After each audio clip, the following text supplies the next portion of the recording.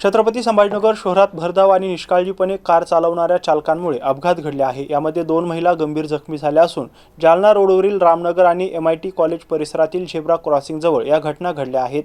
या प्रकरणात 2 अनोळखी कार चालकांविरोधात गुन्हे दाखल करण्यात आले। 14 ऑगस्ट रोजी सकाळी 11:15 वाजेच्या सुमारास उमराबाई वैजीनाथ कुंभार या जालना रोड ओलांडत असताना भरधाव कारने त्यांना जोराची धडक दिली आहे। या अपघातात त्यांच्या कमरेच्या दोनही बाजूंना फ्रॅक्चर झाले असून मांडी, हाताचा कोपरा, तोंड, पाठ आणि पायाला गंभीर दुखापत झाली आहे। या प्रकरणी उस्मानपुरा पोलीस ठाण्यात गुन्हा दाखल करण्यात आला असून पोलीस उपनिरीक्षक बोटके हे तपास करत आहेत। तर 12 ऑगस्ट रोजी MIT कॉलेज परिसरातील ब्रिजच्या झेब्रा क्रॉसिंग जवळ एका महिलेला भरधाव कारने धडक दिली आहे। रस्ता ओलांडत असताना झालेल्या या अपघातामध्ये महिला गंभीर जखमी झाली आहे। तिचा मुलगा सिद्धार्थ दत्ता जाधव यांच्या तक्रारीवरून सातारा पोलीस ठाण्यात अनोळखी कार चालकाविरोधात गुन्हा दाखल करण्यात आला आहे। या प्रकरणी पुढील तपास सहाय्यक फौजदार शेख करत आहे। दोनही घटनांमुळे शहरातील प्रमुख रस्त्यांवरील वाहतूक शिस्त आणि पादचाऱ्यांच्या सुरक्षेचा प्रश्न पुन्हा एकदा ऐरणीवर आलाय।